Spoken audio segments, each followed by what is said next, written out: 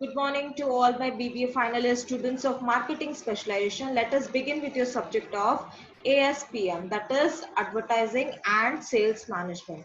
Well, in the previous video or the previous class, we already discussed about the types of advertising. We discussed under that category, that is types of advertising. We already discussed the part that is type of advertisers, first topics, first subheading, and second subheading was media. In types of advertisers, we discussed there are two types, that is one is of producers and one is of customers. And types of media, selecting a media channel for your advertisement to be displayed, that is newspaper, television, radio, magazines, social media, internet, etc. Today we will learn about a different kind of advertising and its types. Let us begin with this topic. Functions. Advertisement can be classified based on their functions in three classes. So every individual thing which have functions in it or which have a useful environment to it, it has something to do. So advertisement is also classified and typically divided based on the functions it performs. Based on the functions it performs, the advertisement plays a part of functions, and based on those functions which it performs, the advertising it categorized into three categories. The first one is institutional or product advertising. The second one is direct or indirect advertising. Third one is primary or selective advertising. Let us learn this individually. What are this type? What is it meant to be? And why it is important for us to learn in the part of advertising. The first one is institutional or product advertising. Now, product advertising spreads information, persuades and reminds customers of goods and services that are available. Now, what do you mean by advertising spreads information? Spreads information means gives the detail, gives the customer the information about the product. What are the product available? What are the uses of the product? What is the attribute of the product?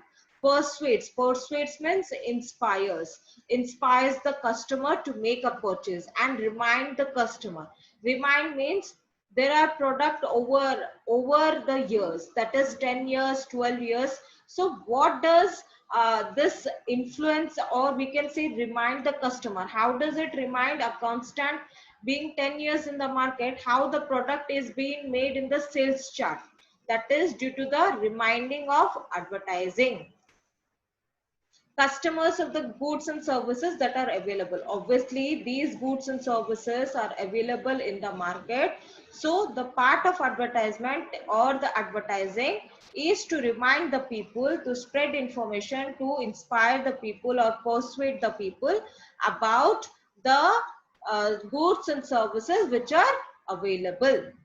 New product introduced brought to the notice of the customers. Established product are retained, further popularized to increase the share market with the increase in the sales. Now, new product are introduced. If my company is producing a new product, how will I introduce in the market? With the help of advertising. With the help of advertising, that is with the help of advertising and media channels such as television, radio, newspaper, etc. I will build up my a new product. I will tell the customers what is my new product about. I will tell the customers what are the attribute, what are the features, what are the characteristics which a customer will be able to buy my product, will persuade him, inspire him to buy my product. Okay. Further popularized to increase the share market. Now, to retain products. Now, I already told you in this previous few minutes that how does a product sustain in the market for over years, that is 10 years, 15 years, etc. It is because of advertising. If the number of years, we can say Dove, we can say Sunslick, we can say any soap industry like Lux, These are not come up with 10 years, 12 years. These are a brand company. We can say the Fair and Lovely company. It is a 35 years old company, but still till date, the customers are using that product, and the customers remember that product. Why? Because the advertisement of Fair and Lovely is very frequent when we watch the television channel. So it sustained the, retained the product. The advertising retained the product. And also you can popularizing means many people come to know. If it is popularized, then only the share value will increase, and then with the increase in sales, if the sales increase, then the share value increase. Indirectly or directly, the objective of a company becomes objective of advertising, and companies fulfill, that is to attain customer satisfaction, and secondly to promote sales or to increase sales. So this is all about the information about the product advertising. How does the product advertising works, what does the product advertising do, and how does it differentiate between a new product and already existing product. So this is all about the product advertising. Let us learn about the institutional advertising. The term institutional refers to the image of building a producer and the marketer. It mentions the name referred to reputation it has acquired of the firm. Now, here it is not related to product. It is of maintaining of institutional advertising. It's maintenance of building of image. Building of image means brand image of the producer and the marketer. Producer and the marketer are separate person. Producers is a producer of the goods, and marketer means the person who brings that from a producer to the market to sell it in the market. There are marketers. So the institutional advertising focus on the brand image of the producers, not the product. It is nowhere related to the product, but it is related to the company and the brand image of the company. That is brand image of the producers and the marketers.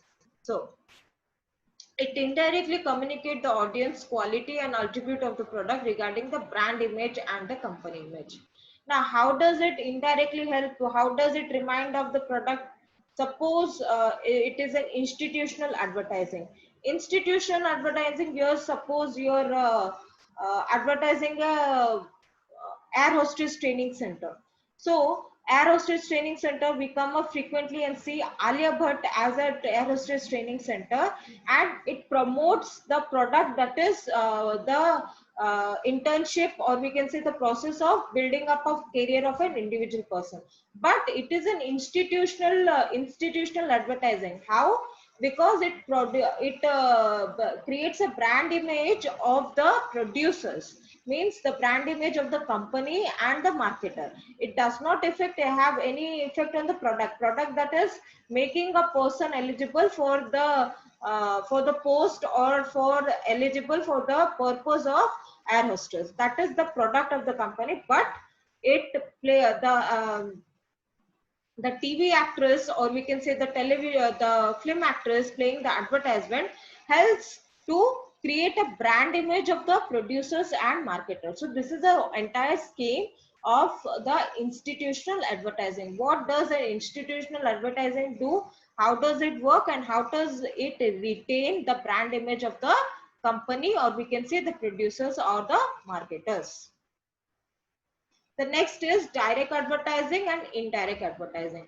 Direct advertising refers to the attribute and the qualities of the product and directly increase the sale. It lays direct emphasis on the product. Now, what is direct advertisement? Directly they are advertising a product, directly they are showing a product, directly they are saying this is the attribute, means the features, the characteristics of the product, and which directly increases the sales of the product.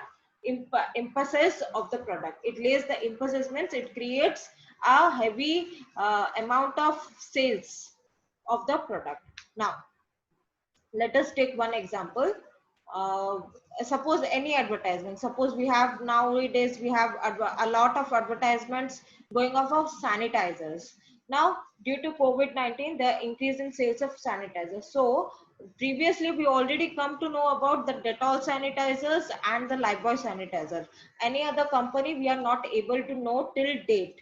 But till today, we come to know about the 50 plus brands who are producing the sanitizers frequently. So how come we know about those? That is of because of direct advertisement. It tells that it has 99, it has the ability to kill germs, it has alcohol free or with alcohol content.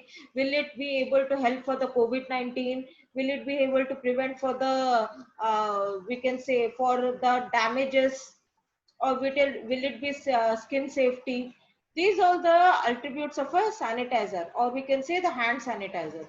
So it directly increases the sale. Obviously due to COVID-19 it has increased the sales of sanitizers. So advertising the attributes and the qualities of the product further increase the sale directly it will increase the sale, and it will have lays direct emphasis on the product. Direct emphasis means direct market share, increases the direct market share of the product. Now, coming down to the part of indirect advertising. Indirect advertising, how do we define this? Hints indirectly at the virtues of the product, and the producers indirectly advertise. Pinpointing of goods and services indirectly has great impact on sales and services. Now, example, when we try to advertise something, we give free samples of free goods. Suppose if you are a fan of some Bollywood star, suppose Salman Khan. If Salman Khan is using some product of a particular company, then it is indirectly advertising the product of the company, which indirectly promotes the producers, which indirectly promotes the products, and indirectly helps to create a brand image of the producers. So it is called the indirect advertising. To pinpoint the goods and services indirectly, which impact on sales, which have great impact on sales. Obviously the fan following of Salman Khan is very great, so if we try to persuade or we try to follow him, then there are chances of increasing of sales, greater impact on the sales and services of a product. This is the example of indirect advertising. So we came to know about the direct advertising, that is directly based on the attribute and qualities of the product, and indirect advertisement which pinpoints the goods, qualities and the product, which have a greater impact on sales and services of a company. Coming down to the last part, that is primary or selective. Primary advertisement is done for the introduction of new products. The products is advertised without monitoring the brand, trademark, etc.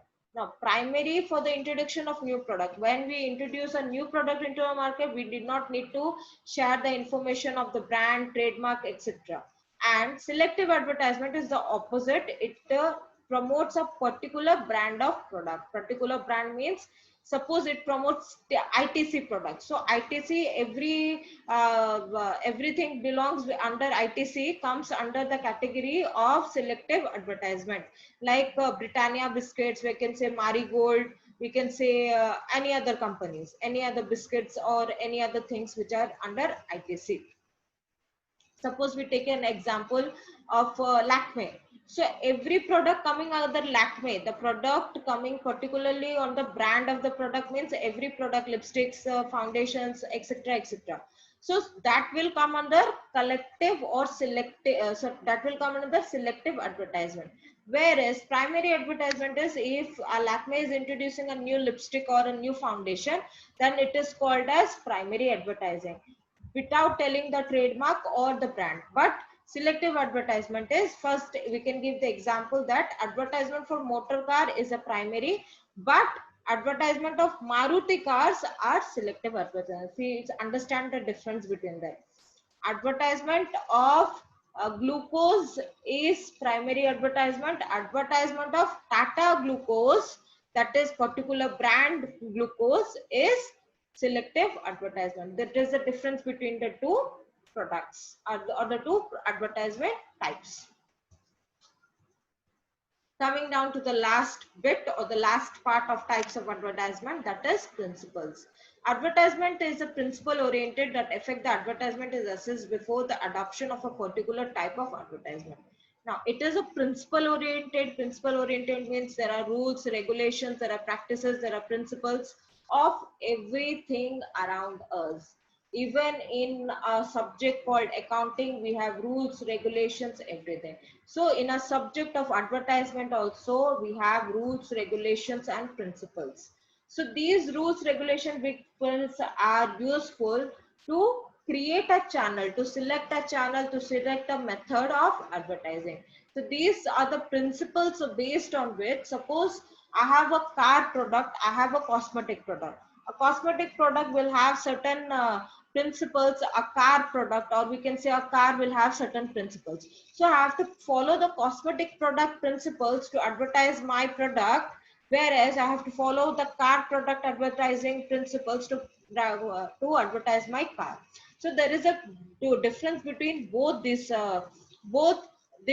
types. So based on the product, we have to select we have to make a decision whether what type and what method to be used in the part of advertisement. So this is the entire scenario about the types of advertisement we used in our types of advertisement we used types of advertising we use in our day-to-day life, or the type of advertisement which plays an important role in the part of advertising. That's all for today's class. We will continue with the next part or the next class in the next video. Thank you, one and all.